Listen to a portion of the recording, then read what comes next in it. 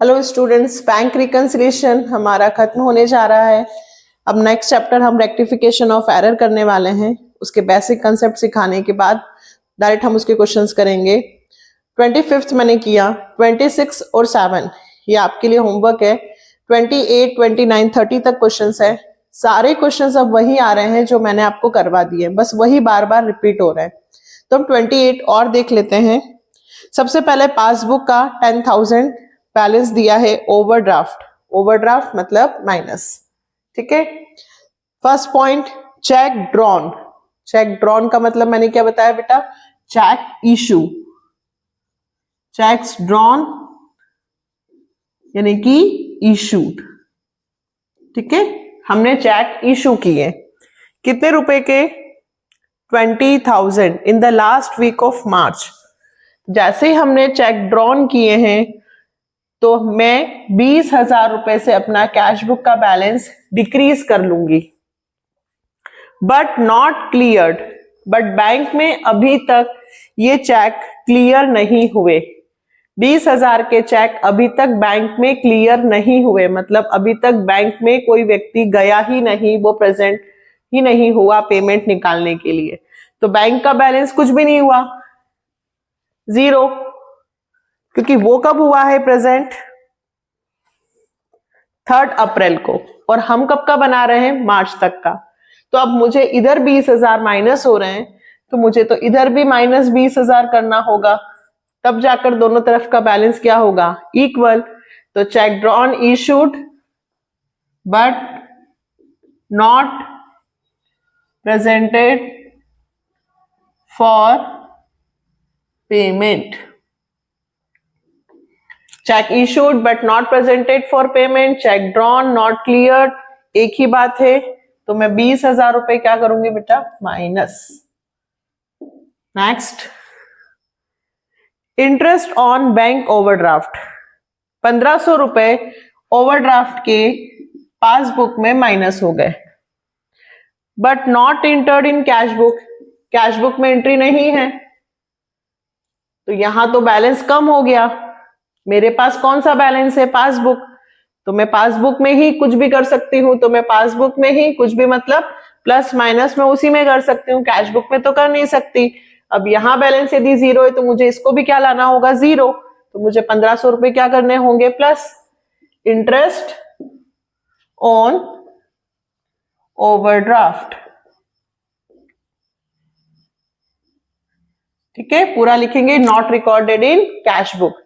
ऐसा कोई सा भी एक्सपेंसेस जो कैश बुक में रिकॉर्ड नहीं है और यदि वो बैंक में हो गया है तो आपको उसको वहीं कैंसिल करना होगा। आप कैश बुक में एंट्री कर ही नहीं सकते क्योंकि आपके पास कैश बुक है ही नहीं। Next, cheque 20,000 deposit in bank. जैसे ही मैंने बैंक में चेक जमा किया, अपनी कैश बुक का बैलेंस मैं बढ़ा लेती हूँ कि भाई, अच्छा ये अगर आपको लगता हो कि मैम आप तो यहाँ लिखते हो, तो ये तो हम एज्यूम करते हैं कि भाई चेक जमा किया तो हमने अपनी एंट्री कर ली, but not collected and credited. But bank में पैसे जमा नहीं हुए। जब हम चेक जाते हैं जमा करने तो हम तो एंट्री पहले कर ली ना हमने। हम यहां तब नहीं लिखते हैं जब वहां पे स्पेसिफाई करके लिखा हो। ये कुछ लोगों का डाउट है कि मैम आप कभी तो बोलते हो कि कैश बुक में एंट्री नहीं करनी और कभी आप इधर लिखते हो। तो जब वो कहते हैं not entered in cash book, not recorded in cash book, तब मैं यहां नहीं लिखती हूँ, है ना।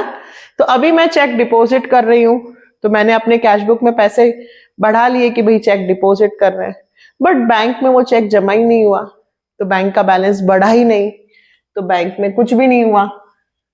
अब मुझे इक्वल करना है। अब मैं इधर इक्वल नहीं कर सकती क्योंकि मेरे पास कैश बुक नहीं है करेक्शन के लिए, तो मुझे किधर बढ़ाना पड़ेगा? पासबुक में। Check deposited,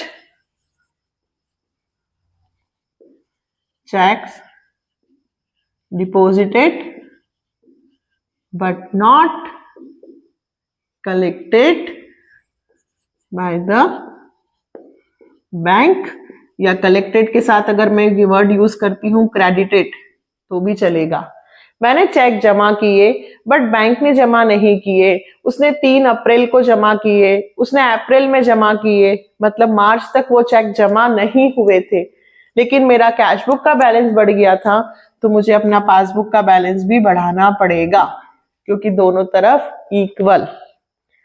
next, 100 rupees insurance premium paid by the bank, तो मेरा बैंक का बैलेंस 100 रुपीज से कम हो गया।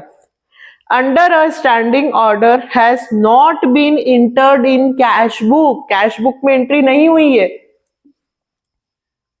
100 रुपए इंश्योरेंस प्रीमियम के दिए, इंश्योरेंस प्रीमियम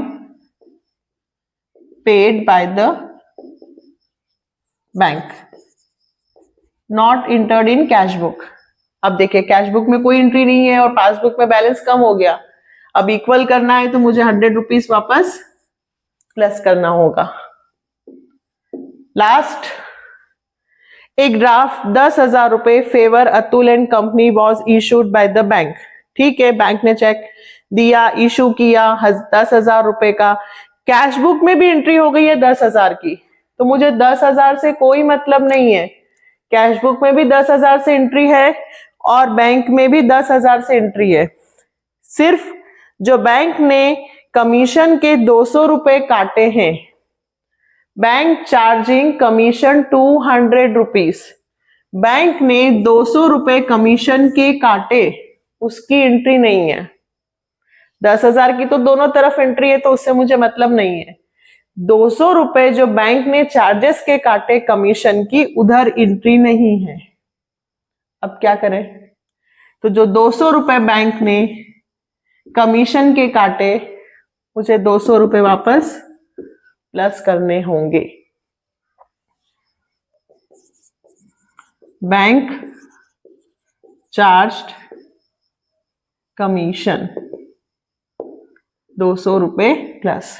10,000 से मुझे मतलब नहीं है क्योंकि 10,000 रुपए का रिकॉर्ड पासबुक में भी है और कैश बुक में भी है। केवल जो 200 रुपए बैंक ने कमीशन के काटे, उसकी एंट्री कैश बुक में नहीं है। तो 200 रुपए से मेरा पासबुक का बैलेंस कम हुआ, इधर नहीं था, इसलिए मुझे 200 रुपए वापस बढ़ाने पड़े। ठीक है, टोटल करके देखें हमारा क्वेश्चन का आंसर आया कि नहीं।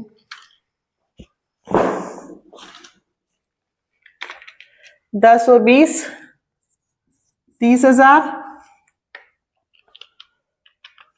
30,000 माइनस 1,500, 20,000, 100 और 200, 8,200 इधर ही आया है।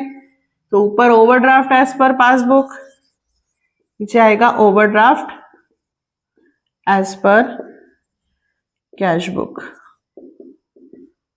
ठीक है, टोटल ये। तो फाइनली बैंक रिकंसिलिएशन स्टेटमेंट मैं यहां पर खत्म करती हूं।